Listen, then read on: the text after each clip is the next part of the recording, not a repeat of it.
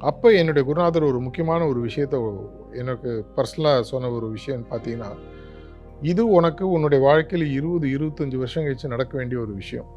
இன்றைக்கு அந்த விளைவுகளை இன்றே உருவாக்குறதுக்கு ஒரு முக்கியமான காரணம் இயற்கை உனக்கு எதனால குடுத்துருக்குன்னா, இந்த வயசுல உன்னால தாங்க முடியும்.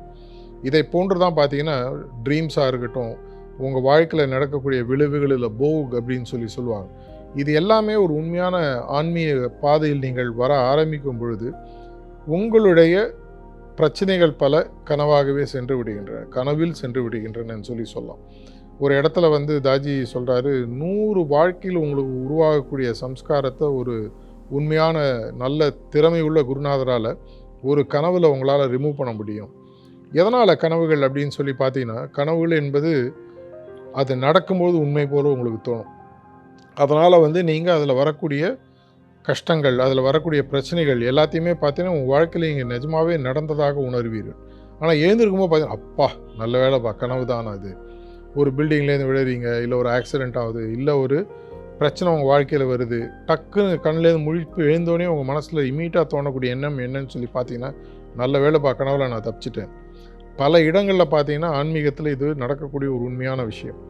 குருநாதர்கள் உங்களுடைய அனைத்து சம்ஸ்காராஸ் பல முக்கியமான சம்ஸ்காராஸ் என்ன பண்ணுறாருன்னு சொல்லி பார்த்தீங்கன்னா, உங்களுடைய கனவு அளவிலேயே அதை எடுப்பதற்கான முயற்சிகளில் இறங்குறாங்க. இதை இவனால் உடல் அளவிலோ உள்ளத்தில் அளவிலோ வாழ்க்கையிலோ இவனால் தாங்க முடியாது. என்னுடைய ப்ராக்டிஷனர், இவன் என் மேல் அன்பு செலுத்தக்கூடிய ஒரு டிசைப்பிள் இவன். இதனால் இவனுக்கு நான் ஒரு ப்ரொடெக்ஷனாக இருக்கணும்னு சொல்லும் பொழுது என்ன பண்ணுறாருன்னு சொல்லி பார்த்தீங்கன்னா, ஆட்டோமேட்டிக்காக அந்த இம்பேக்டை உங்களுடைய ட்ரீம்லேயே எடுத்துடுறாரு. பல முறை நாங்கள் எல்லாருக்குமே சொல்கிறது, முக்கியமாக உங்களுடைய வாழ்க்கையில் நடக்கக்கூடிய கனவுகளை உங்களுடைய டைரியில் எழுதுங்கன்னு சொல்லுவோம். இதன் பின்னால் ஏதோ ஒரு காரணம் இருக்கும்.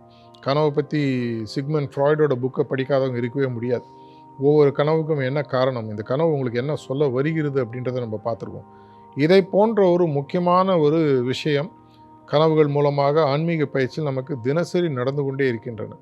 கனவு கண்ணு திறந்து வரும்போது விட்டுடுங்க, அது உங்களுடைய கான்ஷியஸ் மைண்ட்லேருந்து உருவாகுது. தூங்கும்போது வரக்கூடிய கனவுகள், அந்த கனவுகளை உங்களுக்கு சொல்லக்கூடிய விஷயம். இந்த கனவுகளில் சில நேரங்களில் குருநாதர்கள் கூட வருவாங்க. சில நேரத்தில் பார்த்தீங்கன்னா வேற்று உலகத்திலிருந்து இருக்கக்கூடிய பல சக்திகள் நம்ம கனவுல வரதை நம்ம பார்த்துருக்கோம்.